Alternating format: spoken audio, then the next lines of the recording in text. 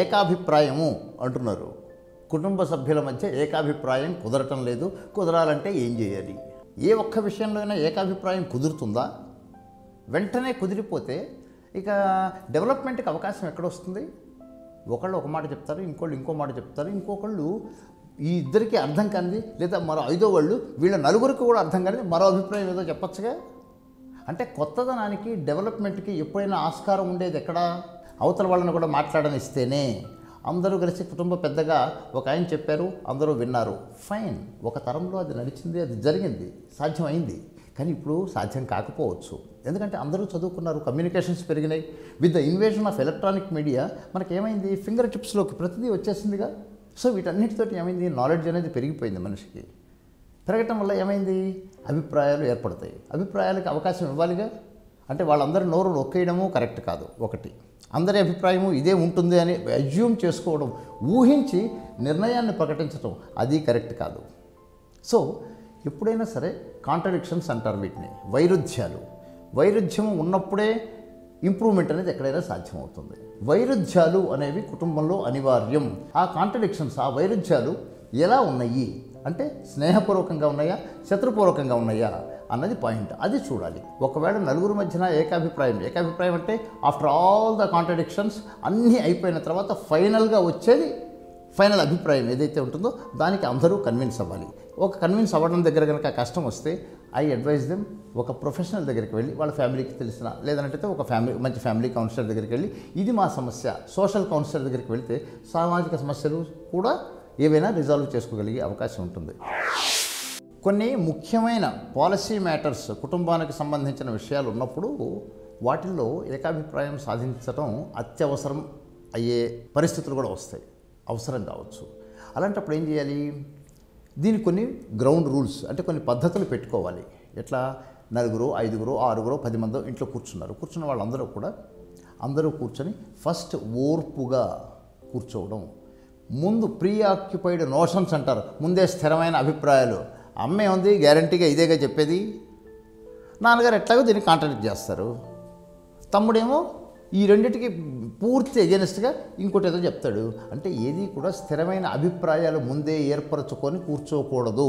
Table మీద కూర్చునేటప్పుడు, table ముందు కూర్చొని డిస్కస్ చేసుకుని పరిష్కారం చేసుకోదలుచుకున్నప్పుడు ప్రీ ఆక్యుపైడ్ నోషన్స్తో ఉండకూడదు. Number 1. Next, listen to the other person. నువ్వు చెప్పదలుచుకుంది ఏదో చెప్పేయటం కాకుండా అవతల వాళ్ళు ఏం చెప్పదలుచుకున్నారో వినాలి. అంటే లిజనింగ్, ఇది ఈజ్ మోస్ట్ ఇంపార్టెంట్ థింగ్. ఎప్పుడైనా నలుగురం కూర్చున్నప్పుడు సాధారణంగా పిల్లల్ని మాట్లాడేవారు ఎక్కువగా, పెద్దవాళ్ళు చెప్తుంటారు. చెప్పటం కాకుండా ఆపేయండి, వినటం మొదలుపెట్టండి. సమస్యకు పరిష్కారం ఆటోమేటిక్గా వస్తుంది. సో వినటం ఒకటి అలవాటు చేసుకోవాలి బాగా. నెక్స్ట్, వినగానే అవతల వాళ్ళు చెప్పిన దాన్ని నో అలా కాదు, అది ఎట్లా కుదురుతుంది, అదే కుదరదు, అది సాధ్యమయ్యే పనే కాదురా, ఏం మాట్లాడుతున్నావు, బుద్ధి ఉందా లేదా అంటే never say no at the first instance unless it is absolutely necessary. అంటే ఎప్పుడు కూడా మొదటిసారి అవతల వాళ్ళ అభిప్రాయం చెప్పగానే ఫస్ట్ వినగానే నో అనే దాంట్లోకి వెళ్ళొద్దు, అలా వ్యక్తం అవ్వద్దు. ఎస్ అనే అభిప్రాయంతో, అంటే ఒక పాజిటివ్ యాటిట్యూడ్తో మాత్రమే ముందుకు వెళ్ళండి. పూర్తిగా వినండి. విన్న తర్వాత లాస్ట్లో నో అని చెప్పడానికి కూడా కొన్ని పద్ధతులు ఉంటాయి, అవి నేర్చుకొని స్మూత్గా, అంటే మీరు నో అని చెప్పడం కాకుండా మీ టోన్ కూడా దానికి అనుగుణంగా, అలా కాదు ఇలా అయితే ఇంకా బాగుంటుంది, ఇది వద్దో అనకుండా దానికన్నా ఇదైతే ఇంకా బాగుంటుంది ఆలోచించు అని చెప్పే పద్ధతులు ఉంటాయి, అవి కొన్ని ఫాలో అవ్వండి. ప్రీ ఆక్యుపైడ్ నోషన్స్తో పాటు మరొకటి పాస్ట్ రిఫరెన్సెస్ ఉంటాయి.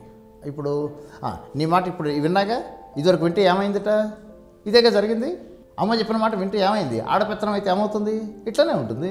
పిల్లలకి పెత్తనం ఇస్తే ఏమవుతుంది, అనవసరంగా అల్లుడు గారిని ఇన్వాల్వ్ చేశారుగా, అప్పుడేం చేసావు, వద్దని నేను అప్పుడే చెప్పానా అంటే ఏంటి, దెప్పి పొడుచుకోవటాలు, సూటి పొట్టి మాటలు, గతంలో జరిగిన ఏవో రిఫరెన్సెస్ లాక్కు రావటాలు, ఒకళ్ళనొకళ్ళు దూషించుకోవటాలు, తప్పు పట్టడాలు, బ్లేమింగ్ ఈచ్ అదర్, ఇలాంటివేవి లేకుండా సామరస్యపూర్వకంగా కూర్చొని పరిష్కారం చేసుకోవడానికి ప్రయత్నం చేయాలి.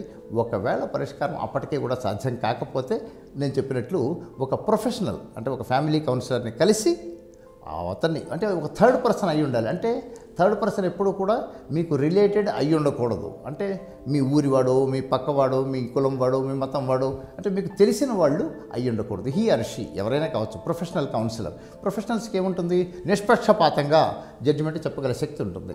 వేరే మీలో మీరు చెప్పుకోవాల్సి వచ్చినప్పుడు కొన్ని ఇబ్బందులు ఎదురవుతాయి.